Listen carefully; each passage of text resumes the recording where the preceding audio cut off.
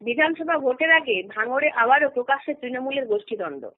এবার ভাঙড়ে তৃণমূলের পর্যবেক্ষক তথা ক্যানিং পূর্বের বিধায়ক শওকত মোল্লার বিরুদ্ধে ভাড়াটে খুনি দিয়ে খুন করার পরিকল্পনার অভিযোগ আনলেন ভাঙড়ের আদি তৃণমূল নেতা কাইজার আহমেদ। ইমেল মারফত কলকাতা পুলিশের কাছে শওকত মোল্লার বিরুদ্ধে বিস্ফোরক এই অভিযোগ এনেছেন কাইজার। পুলিশের কাছে আবেদন করেছেন, তার অভিযোগের ভিত্তিতে বিএনএস এর ধারায় শওকত মোল্লার বিরুদ্ধে এফআইআর রুজু করার। একই সঙ্গে তার ও তার পরিবারের নিরাপত্তার দাবি জানিয়েছেন কাইজার। উল্লেখ্য, 2023 সালে ভাঙড়ের অবজারভার হিসেবে দায়িত্ব দেওয়া হয় শওকত মোল্লাকে, যা নিয়ে তীব্র আপত্তি ছিল কাইজার আহমেদের। তখন থেকেই ভাঙড়ে তৃণমূলের গোষ্ঠীদ্বন্দ্ব প্রকাশ্যে এসেছে। গত বছর কাইজার আহমেদের অফিসে ভাঙচুর চালানোর ঘটনাও ঘটে। সেই ঘটনা শওকত মোল্লার অনুগামীরা করেছে বলে অভিযোগ করেছিলেন কাইজার। তার অফিস ভাঙচুর করার পাশাপাশি কাইজারের বাড়িতে শওকত অনুগামীরা হামলা চালায় বলে অভিযোগ ছিল। সেই সময় কলকাতা পুলিশকে মেল করে অভিযোগ জানিয়েছিলেন কাইজার। নিরাপত্তার দাবি জানিয়েছিলেন তৃণমূলের আদি এই নেতা। তারপর কাইজার জানতে পারেন তাকে খুন করার জন্য সুপারি দিয়েছেন শওকত মোল্লা। ভাড়াটে খুনিদেরকে আশ্রয় দেওয়া হয়েছে জীবনতলায়।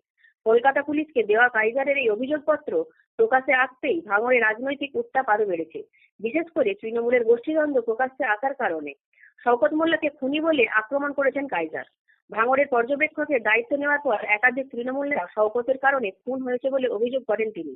বিধানসভা ভোটের আগে ভাঙড়ের আদি নেতার সঙ্গে শওকত মোল্লার এই দ্বন্দ্ব প্রকাশ্যে আসায় বিরোধী রাজনৈতিকরা সুবিধা পাবেন।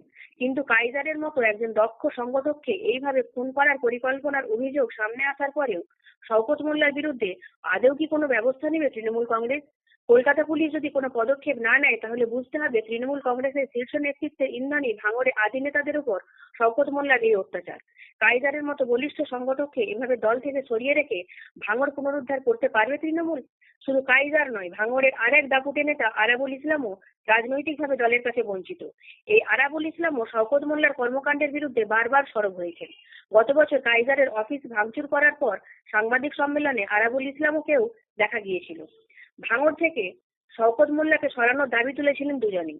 ভাঙড়ে প্রতিষ্ঠিত তৃণমূলের দুই নেতার বিরুদ্ধে শওকত অনুগামীদের আক্রমণাত্মক ভূমিকা ভোটের আগে যে বিপদে ফেলবে শাসককে, তা বলার কোনো অপেক্ষা রাখে না।